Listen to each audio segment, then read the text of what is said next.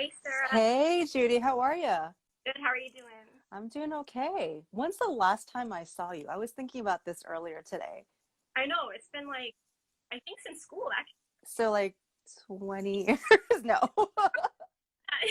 15 years? Oh my God, it's amazing just Right? how time flies. Craziness, craziness. So you're in what, New York? Ooh, In Canada, you're in Canada. Okay, we're in Canada. I'm in Vancouver. In Vancouver. Oh, so you're West Coast then. I am on the West Coast. Okay, I kept thinking you're on the East Coast, so I kept telling you 8:30 Eastern, but And 5:30 Pacific. right time to want to do that. Yeah, yeah. Um, so I ask all of my guests, Judy, so how did you get started with the violin? Were you like one of those, I know you were one of those amazing kids, but how did you actually start? Was it something that your mom pushed you into or something that you were interested in? So what's your origin story? I've always wondered. Yeah, I mean, I really.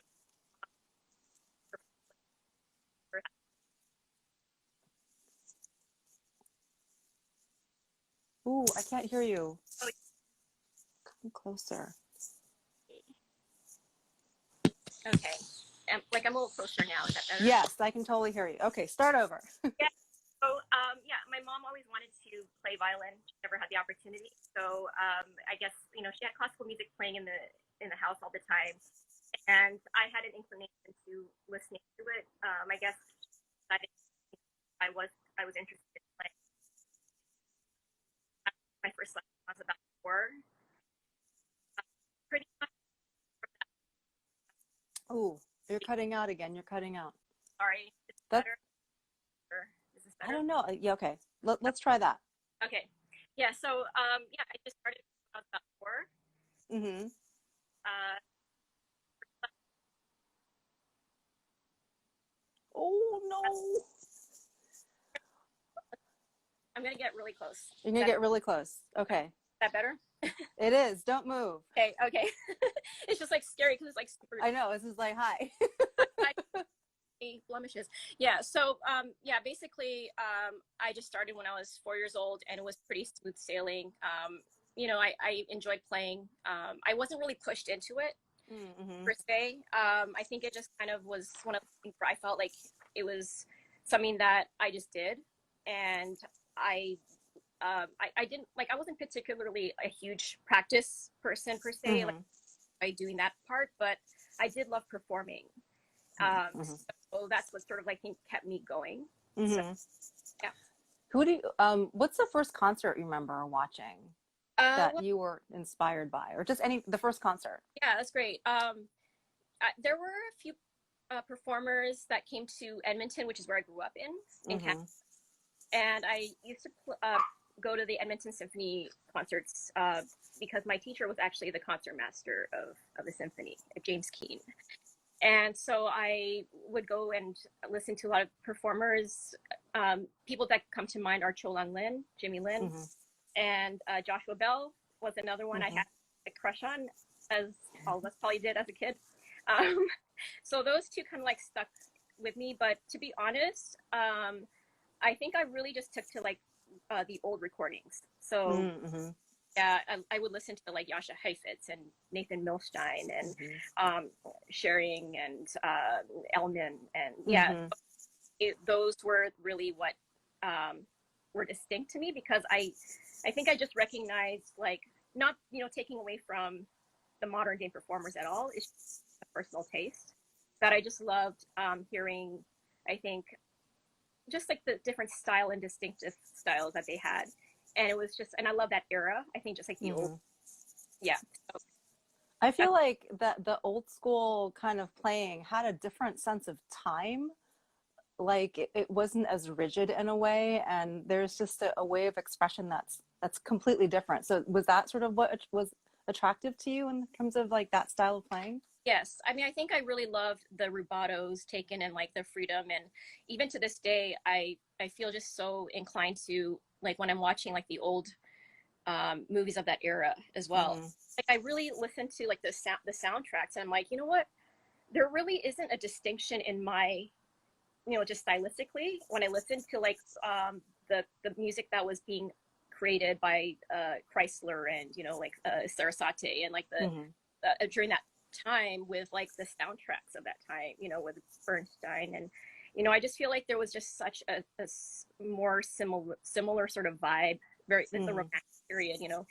And when I listen to that too, I'm just like, you know, there's just so much nuance and like just like freedom and just like a sort of sense of personal kind of like I can really like distinguish, like, you know, when you listen to them, you're like, oh yeah, like that's so and so, and you know, it just like, and I think it's just such a, you know, again, it's personal taste, but I just always found that to be very inspiring, and I think that I just took to like just having that sort of appreciation of like, you know, not necessarily feeling like I have to like be listening to like just like looking at the music and just like listening to what I hear and copying.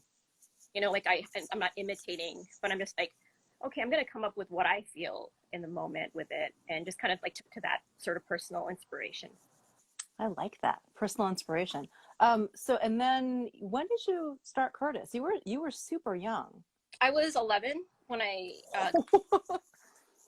but yeah, so it was young in the sense that, yes, I feel like looking back, I think I would have taken so much more like out of it, like if I was more, you know, like you know, this is, you go back to your past and you always like look at it in a different, in retro, but it's like so much I could like, I think, learned more and been more what is the word, like, I don't want to say taken granted, like I didn't take anything for granted per se, but it's like I think I would have just like appreciated so much more and understood certain things. But at the same time, I really like, I can't, you know, complain because like it's just such a honor to have been there.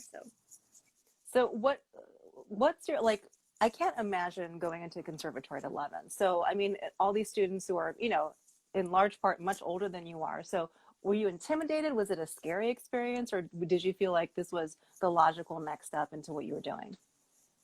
I didn't feel intimidated per se. I felt like, to be honest, like I had like such support around me. Like I feel like just as far as even the students, like, you know, colleagues, um, I didn't feel like I was like left out per se.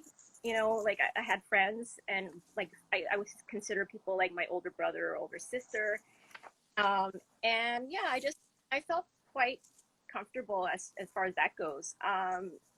Yeah, I think it's just kind of like I took it for what it was. I mean, I had strict teachers. Like my first teacher compared to the teacher I had in Edmonton it was a completely different thing, because he like basically took me back to like the basics. When I was studying in Edmonton, I did go through some of the things that, you know, the scales and this and that, but it wasn't very thorough. It was kind of like I was kind of a lot, because it was just like, oh wow, like you're like advancing, okay, let's just skip this, let's just go straight to that, you know. But then it's like you realize later that maybe you need to kind of like, you know, polish things up. And so he took a very different approach. So in that case, I was like learning music, like I would learn a concerto within 3 days, like had twice a week lessons, and I would learn like a full concerto memorized in 3 days, and I was sort of like able to do it actually. But it just felt like there came a point where I think I did feel kind of like, well, you know what, I'm not really enjoying this as much as I feel like I want to be. It was a thing. So I just kind of like, you know, I think it comes with the age that I was at too. Like, you know, when you're like 12, 13, go into like this different phase of like, oh, I just want to like go out and hang out and have fun. And I was able to do that as well, thankfully. But it was sort of like this rebellious, like, yeah, I don't feel like practicing today, so I'm just going to like not actually practice. Other things like more enjoyable. And so I think there was a period where I just kind of like did have like a point where I just wanted to like have something new. And so I actually like ended up just seeing if there was like another teacher that, you know, maybe it was a better fit. And it was just more better fit sort of situation. And so and like compared to the first teacher, it was like super like it just felt like a super less strict like that, like it, and he's considered strict too, so I was like, wow, like, you know, it's like that's how strict my first teacher was. But I took a lot from that too, because I ended up learning things very quickly, and it's like to this day I can kind of just like, which is not always a good thing, but you know, just kind of like you get used to like just taking shortcuts, and which is, um, you know, I'm all about like efficiency, but it's like skipping steps as well as like, you know, you have to like make sure you're doing it correctly. So it's like a Yeah, that's a delicate balance. But I like this idea of at some point you actually had to go back to basics again and sort of, you know, polish that up, as you said, because that's sort of where everything, you know, your foundation comes from. And I always think of you as just this really natural player, and just, you know, you've got this great foundation, and it's just, you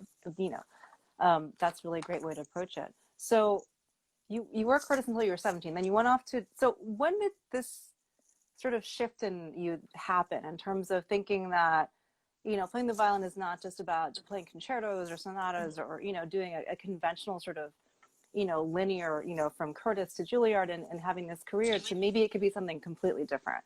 Did that shift happen purposely, or did it kind of happen gradually? um it actually was Ooh, closer, closer, all come right. closer. I just went to Come like my arm was closer. getting tired, so I was like, I'm gonna place it down. Okay. Better. Yeah. Mm-hmm. So yeah, I just wanted to sort of like I gradually found like things that I would do to, you know, collaborate with artists, and play music that I, you know, just outside of the classical genre, and you know, but I think that a lot of it started from actually when I was pretty young. I grew up kind of, again, like I said, I didn't really warm up with scales per se and things like that. So I would like listen to a piece, like, you know, just even like a classical piece that I never played, and I would just play it by ear. And I would always be like a perform, like when I practiced, it was always like performing, like because that's what I enjoyed. So I would like, I didn't practice. I started practicing like on my own since I was pretty young, like 7 or 8. And so I would just kind of like go to the bathroom or something just with the acoustics and kind of pretend like I'm playing. And so all that to say that, yeah, I think I started just like improvising and making up melodies, as a kid, as a warm up. That was sort of like the way I just started. And it kind of stuck with me because it's just something that I think, you know, how you are, what your background and what you're exposed to is really a big factor. So like when I was, especially as a kid, so like when I was, um, listening to classical music at home, I wasn't always listening to classical for fun. It would be like pop music, like radio, you know, just would be on. So I would just like have that as well, like just the influence of that. So I think that once I was at Curtis, I definitely felt like maybe in the latter years, like when I was about 16, I went to Ravinia. I remember Ravinia Festival, Scenes Institute, and I was about 16, I think, and I remember like just fooling around in the practice room with like a friend, like a pianist, and we would just start playing like random like pop songs just for fun. And it became this thing of like klezmer and like all this, and then it's like we started this thing like kind of just randomly, like I was playing it and then like someone else came and like listened to us, and then they started like joining in, and I was like, yes. And this whole party like kind of like happening in this practice room in Staines Institute. um and then it ended up being like a concert at the end of the summer, so it was like this extra sort of like concert just to like do random like fun, like, yeah, improvisation and things like that. And so I just feel like it was one of those things that happened because of just the passion that I had for being, outside. I guess it was like it was just being me, you know, because like when you're in the classical world, as you play, relate, you sometimes do feel like your identity is always just attached to being a you know, violinist, conductor, a classical musician, whatever, right? And so it's like I think I've always struggled with this feeling of like I don't want to just be the violinist. Like everyone's like, oh, that's the violinist, and it's like, oh, she's the violinist, and like, no, I'm actually, like, I got used to it, so I'd be like I'd nod, but then inside I would never feel quite like 100% like happy about it. I'd be like, that's not the only thing I am. And so I think it was just this like sort of yearning to like make me like connect with like my full identity. And so it really stems from that, like just like feeling like, okay, like there's so much more to like what my interests and my passions and what I want to express. And so that really started to like bloom as soon as I went to New York, because obviously that's the place where, you know, it's all available. You go to, like, I went, like my first year, I went to like just like random clubs downtown and just got in and played, and literally just was like, hey, like, you don't know me, I don't know you, but if you need a violinist, do you want me to like just jump? And they were like, yeah, sure. And then, like, I literally just jumped on stage and played with them, and then I just started slowly making connections with people there in a community, building a community with just indie artists, and like and that kind of led to, like, I think just meeting more people and kind of just getting more opportunities. And so it like, I didn't expect, I wasn't looking for like a career change per se, or like anything. That it was just more for like a passion that I had to like express. And so it's just a natural transition in my sort of perspective. Mm-hmm. So Yeah. That sounds like really organic. If you grew up listening to, you know, these other genres of music, and what kind of pop did you listen to as a kid? I Just out of mean, you know, curiosity. like the 90s and the 80s, you know, it's like all of the stuff that was probably on the radio. And also my cousins that I grew up with, a bit older than me, so it would be like stuff they listened to, and they would watch music videos, and I'd be sitting there watching with them and hanging out. And so it was just like, I actually end up like listening more to like non-classical for leisure. Um, and it's something that, you know, it's like I definitely feel like to this day, like I'm not like on either side of it though. So I don't feel more pop than more classical. I just sort of feel like the two can kind of like exist, like, you know, together. And I just kind of like integrate into both, just kind of like doing, you know, whatever I feel in the moment that is like enjoyable, and not feeling like I have to be categorized into like one or the other.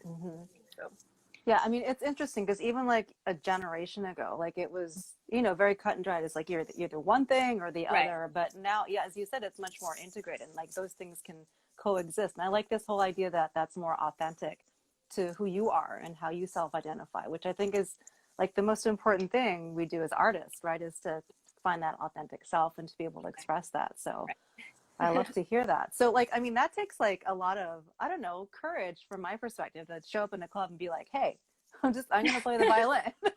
I know, you know, what's strange is like at the time, I think I was just so like, it wasn't even like a thing where I was like, oh, I'm like scared, like, because usually that's how I am. I'm a very shy person, so I'm not like, I would think twice, keep overthinking it and be like, nah, like I'm not going to do it. But I think it was one of those things where I just had this such an urgency to do it that I just kind of was like, yeah, I'm going to do it. And funny enough, now I find myself not having that same sort of like I don't know what changed, but it's like now I'm just kind of like, like I want to, but I'm like, and I overthink it. But before I was just like, I don't care, like I'm just gonna, whether they say yes or no, it's like I didn't really care. And I think that's really, in a weird way, what kind of like, you know, because I'm not really into like thinking of like, oh well, you need to, like, I don't know how to explain it right now, but like, you know, this whole philosophy of like, well, if you keep, like, if you really want something, you go for it, it's gonna happen. Like I never really had that type of mindset. I think I'm kind of losing my thought, but yeah, like, so at the time it was just more like an organic thing. But now I realize, looking back, that it was like I was doing that, but not like kind of thinking like that was a formula I had to like get through to like do it. Whereas now it's like they talk about like, you know, like because of the whole like social media thing now, there's so many like inspirational quotes, and do this and you're gonna get this, and stay positive and have a positive mindset. And I think that I never really felt like I had to like do that, like sort of in a very mechanical manner. But it was just kind of like, but it's true, when you look back, you're like, you actually do these things and maybe they manifest. Like there's different ways to say it, but like you manifest and it happens, or whatever the words are. But yeah, so I think there is something to be said of like maybe like really putting yourself out there does something. But I guess, yeah, like somehow we just like being able to just do it without feeling forced really helped, because I'm not like, I can't do things that are forced or mechanical. It just is not sort of the way I work. But yeah, I don't know why I was on that tangent, but No, but that's really interesting. I mean, just to hear that you're a shy person, I see you on stage and you're just so, I mean, you have such a sense of self, and you present yourself in a way that you wouldn't even imagine that you're shy. And I think a lot of people have a misimpression about musicians being on stage and being that Exactly. person and being that performer, and like that's not entirely who they might be off stage as well. Mm-hmm. But I feel like then you approach this whole thing with going into clubs and finding these ways to interact with artists of different genres, like as if you didn't have a goal in mind, but you're sort of following your curiosity Mm-hmm. and sort of Yeah. discovering things. Would you say that's more the Yeah, case? yeah, exactly. Like it's like I didn't have necessary goals, and I think that's exactly what ties it together with what I just said, is that like the whole like in like being intentional about doing something to manifest it. There's a goal in mind, but I think for me the goal was really just to express this part of me that I wasn't able to, or I didn't feel like I don't want to say able to, because like in classical music you definitely are able to express so much, but I think it's just like this sense of like you're interpreting someone else's work, whereas when you feel like you're just kind of creating something in the moment, it's really just stemming from this inspiration of just like things that are just flowing, and there's no thought, and it's just a different approach, whereas like Mm. classical there is more like of a thought and kind of like there's studying and all of this behind it. So I think that just having the balance of both, like I could never like ever neglect classical music, like never feel like I'm done with it. It's one of those things that it's always like you're going to be discovering new things and always getting wanting to be better at. But I think it's definitely just a different sort of like craft. Like you're literally just like studying and analyzing versus composing in the moment and just letting Mm-hmm. go and not Mm-hmm. thinking, and it's just two different things, so, which are like actually connected but just in a different way. So So I wonder, so if you talk about the classic repertoire, which you do have to like study and learn and yeah. practice, but when you get to the point of performance, are you able to sort of shed all that stuff and really be in the moment? So is it that different from performing other stuff, or is it different for you? I don't know. It's actually, that's a good question, because you you study and you do all of that stuff in the practice room, but once you're on stage you really do have to kind of like stop the brain, Mm-hmm, mm-hmm. and then you just kind of have to um, give it up, yeah, and Mm-hmm. be in the moment. And that's what the thing I love about performing is, because when I'm practicing, maybe it is where it's like for whatever reason I'm just like in a different mindset. It's like I do, not to say like I totally like anti like hate it or whatever, but it's like it's very different because you're not playing for like there's not an audience, or you're not feeling like this the vibe that the concert Mm-hmm. gives. And once you're there, it's just like there's a different like feeling, there's a different like energy that's happening, and it's almost like you're not even like in control fully, like, in which I love. So I actually do find that like I'll start like doing stuff I've never done in the practice room on stage. And sometimes to Mm-hmm. a point where it's like I'm taking almost too many risks, that I'll Mm-hmm. just kind of like maybe flub it up or something if I'm not safe. And I'll just be like, oh, okay. Like, but it's like I'm not always upset about it, because I feel like it was like where the music was taking me, where that Mm-hmm. moment was taking me. So it's Mm-hmm. me being authentic in the moment. Mm-hmm. And so when you do that, each performance, you like the whole thing is to like maybe go, okay, well, you take from that last performance and go, well, I do want to take that risk, and I have the opportunity to do that the next time. But this time, maybe I could learn that there's like things you do to tweak that, and to like be able to be more prepared for those risks or Mm-hmm. whatever it is. So it's always a learning situation. I mean, like I always find that performances are the best places to practice. Mm-hmm. I always think like if every single person was in this world was given an opportunity to perform like all the time, like in an ideal world, we would all be so much better players. I really believe that, because it just seems like that is like the place where everything is so much more heightened, and like everything's so like under a microscope. Like I hear things better when I'm there. It's like, and you're just in this like, it's whatever it is, like the science behind it or whatever you want to call it. It's like you're just in this type of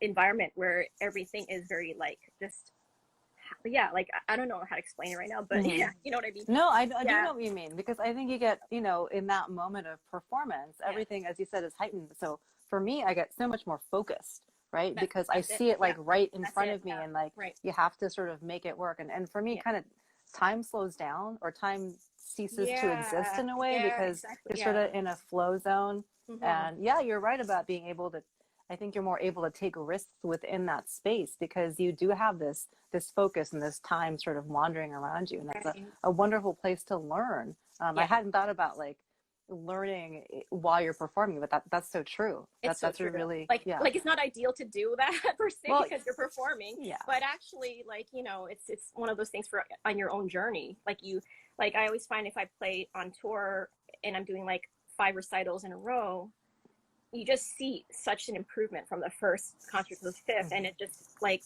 everything is just so different on that journey. Whereas like on the first, like just one time that you perform a concerto, like it's just going to be a different thing when you perform it like the next time and the next time after that. So Yeah. it's always like there's a starting point for everything. But yeah, I always think that, and I just love like just like being able to. I think like yeah, when you're like connecting with like some like other energies, that's Hmm. what brings out things that you're like like you don't discover when you're just like in your own space. Like you're Hmm. just like Hmm. yeah, there's like inspiration like flowing from like all sources around you Hmm. too. Like Hmm. so like when I'm playing with an orchestra, it's like I'm gonna like be so infected by the people around me. Like Hmm. it's just gonna happen. Like I could either try to shut it out and it's not and try to be neutral, but it doesn't mean that I'm not being affected. And it's like with a Hmm. pianist or with anyone that you're performing with, there's always going to be a sense of like energy exchange and Hmm. inspiration and so it's just like and you experience different things with different performers all the time. Like chamber music, it's always going to be a different experience with even the same people playing it, Hmm. you know, over, but it's like different people just bring out different things. So I think that's just such a great thing too. And so it's not really just like your own abilities and ideas coming out. It's like we're sharing this whole like Hmm. thing, Yeah, it's a more collaborative thing, and collaborative.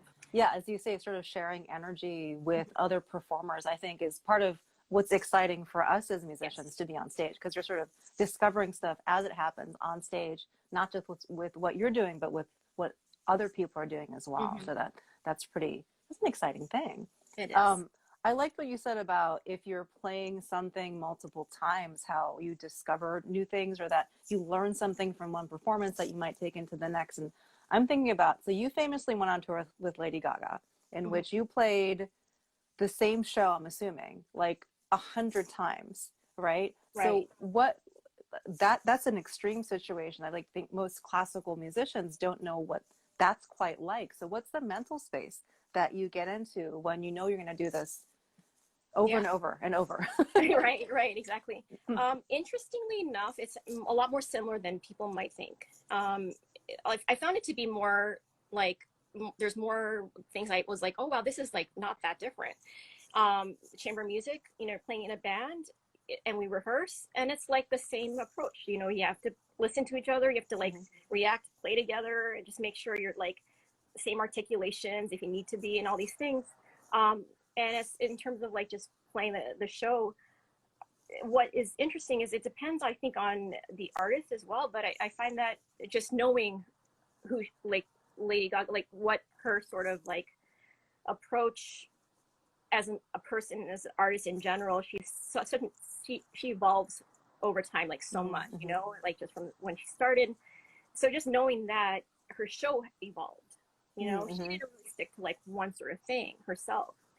And so she really just also brought something different and the show evolved over time. Like the first show from like the last, again, very different. Like we like I think like our first show we were literally we didn't even have a full run through until this on stage. Yeah. Wow. So it's kind of like, you know, you're kind of thrown into something and it's scary, but it's like exciting. And you have to just trust, just like with anything, you have to trust each other. You have to like just make Mhm. sure you're really, and we had really good guidance from like music director. And so I think it's just really, uh, the same idea, you know, playing the show again, you have to keep it fresh somehow, of course. You have to like find things in your mind and just like, but it's always like, again, the audience brings so much energy. So that already like livens it up. Like the moment you're just like on stage, you hear the crowd. Like you might have just been like, I'm tired today, like, you know, I've been traveling, whatever it is. But that moment you're just like, you're on, and it's like that also brings that as well. So I think it's the whole performance aspect that I love, again, with that. Yeah, so I think it's just a lot of things that are very related, and yeah, I just found it to be very interesting to kind of see that. Yeah. So when you perform, whether it's with Lady Gaga or chamber music or in front of an orchestra, are you super aware of the audience as part of the performance, or do you sort of try to not think about that, or Right. like what's your relationship to the people in front of you? Yeah. I think generally there is a relationship happening. There's a connection, because when I was younger, I was super nervous for concerts, and I would perform and just feel like I was playing for one person. That's what I did as a kid. So I'd kind of like look at someone or know that there was that particular person out there. And I would literally just be like, I'm playing for that one person right now. And I'm going to play the best performance I can for that one person. They don't know who it is, but so that feeling like as a kid, now there's definitely like an exchange happening. I'm not thinking too much about the audience when I'm performing, because, you know, like the music, you just really want to focus on, you know, just like being like fully like engaged with like, you know, what you're doing. But I think it also depends on, there's many factors. Like if I'm doing like a rock show or like an improv, something like that, I'm definitely more aware of like my surrounding, because I kind of like to see even reactions, and, you know. But I think it's like when I'm doing like a concerto or something, I really just like, I'm focused like on like the orchestra, myself, conductor, and, you know, like, so I think it just really depends. Yeah. So like this is making me curious. So what's like the strangest or most challenging or most chaotic performance situation you found yourself in, and then how did you sort of gather yourself to get over that? Yeah, that's a good question.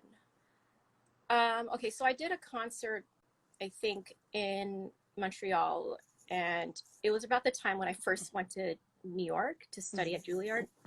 And I remember that year was like, I was just in New York. I was like, I'm in the city. I want to just like, I was in a different mindset. Like, you know, again, that was the first time I was also trying to like play with bands and do other things. So I think I was just so like immersed in my mind with that I think I kind of like, and that was the time when I was starting to actually like do more performances again too.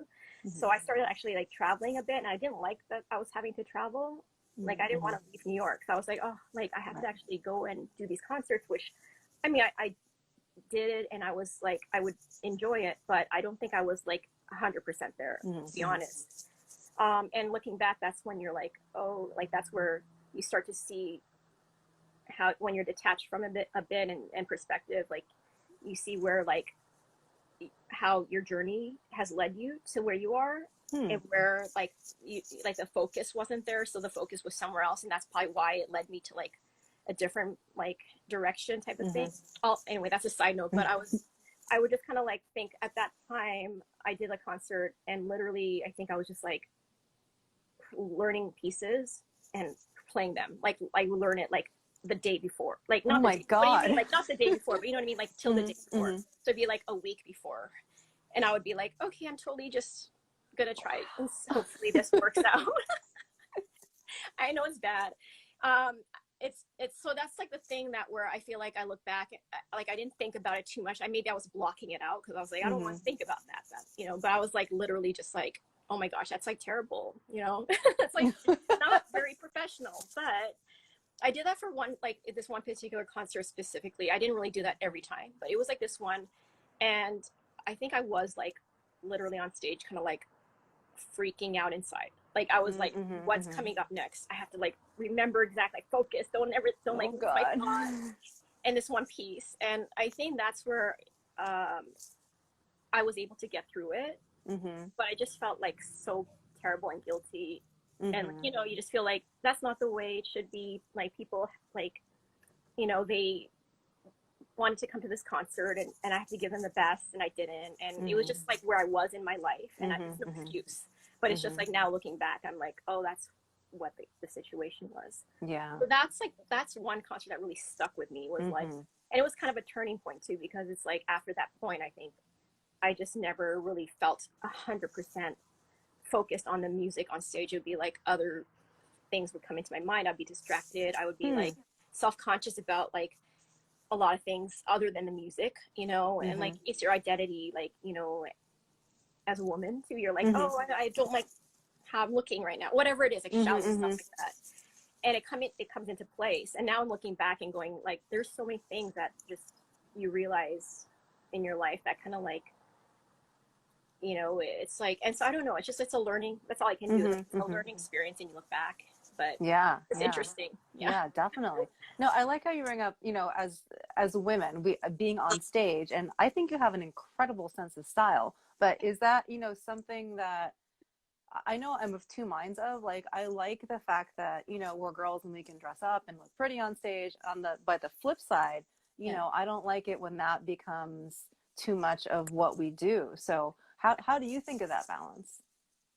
I think that if it's something that's authentically you, like, because I've always like, yeah, I've always liked fashion. Like when I was in New York, I think I would like, I didn't like, in my mind, I wasn't like, oh, I'm trying to like be fashionable per se, but I think Mm-hmm. I realized that I was, I stood out maybe at school, because like literally people like that I went to school with afterwards, they'd be like, I just remember you were always like, has a distinct style. And I didn't really Mm-hmm. think of it that way. I wasn't like, oh, I'm really like trying to, or like I wasn't like aware of it maybe. I just was always. So having said that, for me, being an artist is, fashion is art. It's Mm-hmm. like how you visual, like that's definitely something that I feel, especially I think when you're not someone who is very like extroverted in general. Mm-hmm. That's sort of one of the ways I express myself is through fashion. And so I think that I can only speak for, I think, for myself, because I don't like to, you know, tell people what I think they should, how they should Mm-hmm. be able to express themselves in whatever manner, even if it's something that they're not into. Like if someone says, well, I'm not into that, like I don't agree with how you're like, you try to like flaunt yourself or whatever, because like, we all get these comments. Like I got comments of like, like it seems like you're just trying to like, you know show your body or whatever. And Mm-hmm. really honest, and this is something that I don't like to just try to like have to prove myself or whatnot, but it's like I always say like it actually frustrates me, because a lot of times it's actually that I just physically feel hot, like I get hot Mm-hmm. Mm-hmm. sweating and stuff. So for me, like that was a big factor too, was like I would literally sometimes just feel uncomfortable, so I would like not wear clothes for that reason, just like, Mm-hmm. but then people can misinterpret that and think, oh, she's just trying to like show skin, but really it's like, no, I'm actually just like physically feeling like, like I would like Mm-hmm. to be like, I actually admire people when I see them like wearing a hoodie and like leggings and like 30, like, like I saw it the Mm-hmm. other time I say it. I literally was like with my mom, and I was like, I and right now I just wish I could dress like her. Like I'm just so fascinated. I just want to ask her if she's feeling hot, or like, because I was like, I'm here like almost sweating and like the heat, and it's like, all that to say, yeah, like it's one of those things where like you can be like construed for like Mm-hmm. things, and we all get that as women too. Like we might have our reasons of like having a certain style, or like trying to like pose a certain way, or like have a certain type of image, but a lot of it can just be like, it stems from so many different things in our Mm-hmm. life, what led to us to that point. And so it's like I'm not here to like make any sort of um like yeah. So I think it's just like, if you do you, and you like are yourself, like that's all you can do, like. Yeah, no, I like the sense that it is, fashion's a huge form of self-expression. And, also considering that what you feel comfortable in, you know, in terms of movement or just personal comfort. Or I don't, for me, I wear super, super high heels and I get comments on them all the time, but I wear them because I feel powerful in them. So it's for me, you know, it's not for everybody else, you know, and if everyone else likes them, that's fine. But Yeah. yeah. Yeah, like it's for you. Like I always say that it's for me. Like you might think that it's like for so and so, but it's like I actually, yeah. Like at the end of the day, if you just feel like comfortable with yourself, and like if that's something that like you know it just like gives you a little bit of like happiness or Mm-hmm. whatever, like why not? You know? Yeah, no, it's important. So you recorded an album, um, and I love this because you produced, you sang, you played, you did everything. So this is like that's taking all of this, you know, classical and pop and coexisting to like another level as far as I'm concerned. So how were you inspired to do that? And it was really impressive to me. I was like, holy shit, this is amazing. That's so nice. Um, I think it just actually stemmed from feeling like I needed an outlet to express again, to keep repeating. But like I think especially like it happened right after I had finished my first tour with Gaga. Mm-hmm. I think I was kind of like, you know what? I loved being in her band and I loved just the whole experience. But I actually was like, I want to be doing what she's doing right now. Like I would literally, Mm-hmm. like, if I were to be honest, I'd be like, that's like the freedom to really express. Because when you're in a band, you obviously are supporting and you're playing, and for a tour, actually, um, particularly in her tour, she actually did give a lot of freedom to the band. So there were like solo moments and things like that. So that's what also like made it so cool was like I was um like I did like a little like set like right in between the songs. Like I would play like a little bit of something to connect. Like, Mm-hmm. right now I can't think of the word, but like and it would just be like improvised. So things like that was something that I was like, you know, like this is really cool. Like that we're, you know, given that sort of like creativity as well.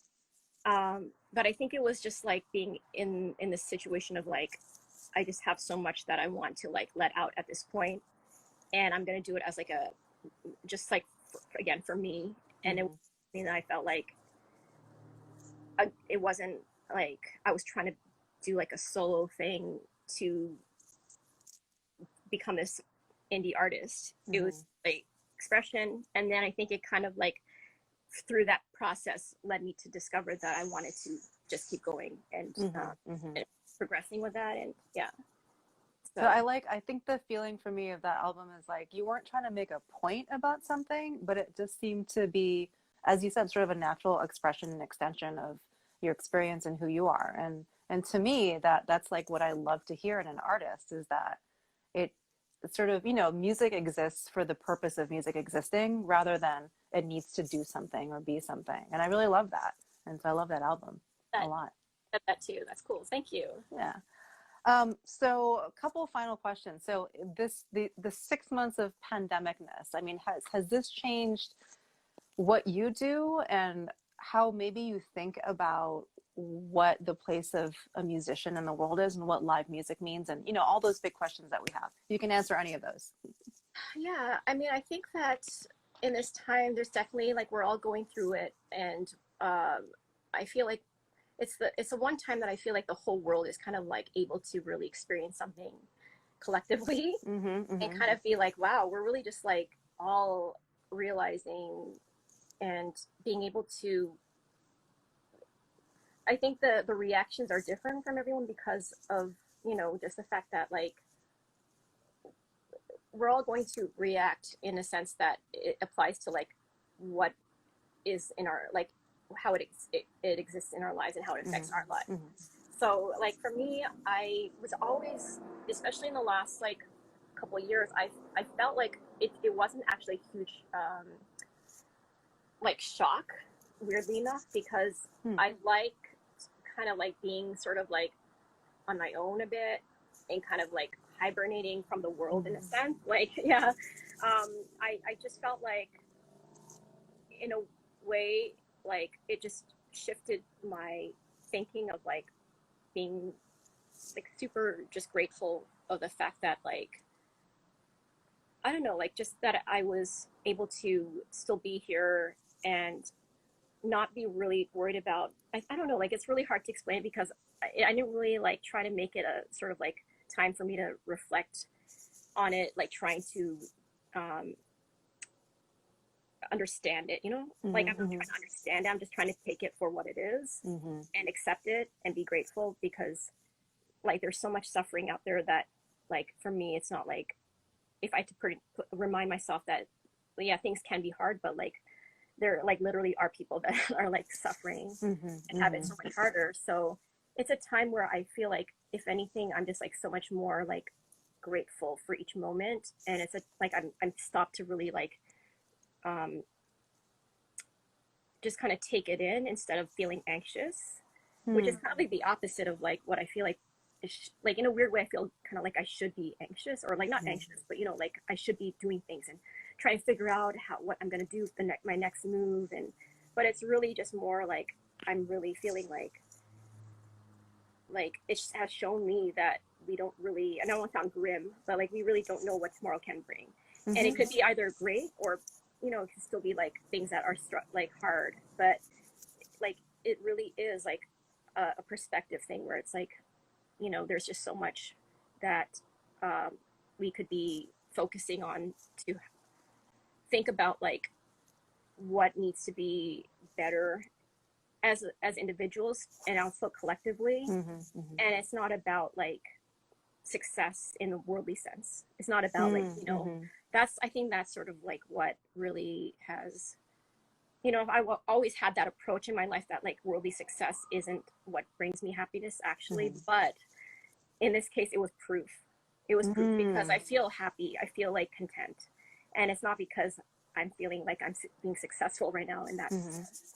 I feel like it's just I feel full because I'm just breathing and I'm alive and I have food and Mm-hmm. roof over my head and I like you know it's just like things that we don't really we take for granted sometimes. Mm-hmm. We're so in a rush to just like try to Mm-hmm. get the next thing done and climb up the ladder or whatever it is. Mm-hmm.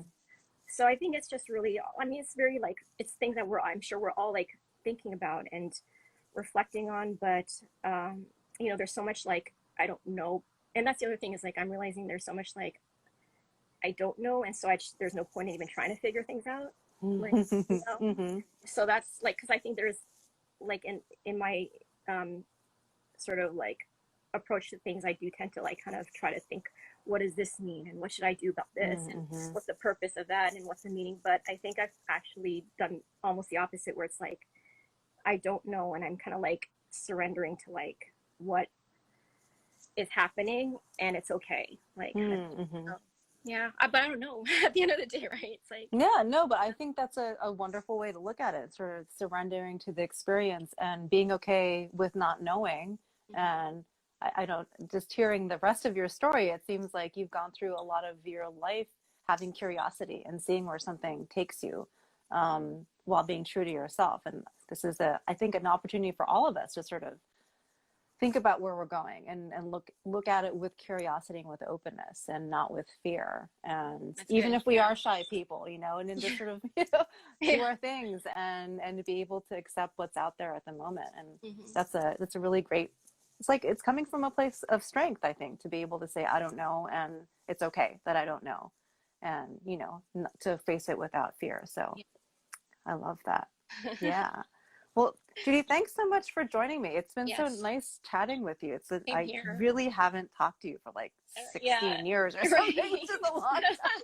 But I've been following what you're doing, and it's great to see, really talented, really great people doing incredible things with their lives and, making a difference and making some great music. So, Thank you. And I can see yeah. it exactly the same for you. And thank you for inviting me and connecting again. It's great to connect, um, even though it's technology. It's No, awesome. I know that's been like, I guess the one upside for me in this pandemic is that I've had a chance to Yes. talk to a lot of friends that I haven't talked to, and connect with them here on Zoom and just, talk and connect and just remind ourselves that we're a big community of musicians and artists, and I love it. It's yeah, true. and we make a Yeah. difference and we're all there for each other. And I think it's really cool. That's so So awesome. Thank yeah. you. Yeah. Yeah. All right. Thanks, Judy. Yeah.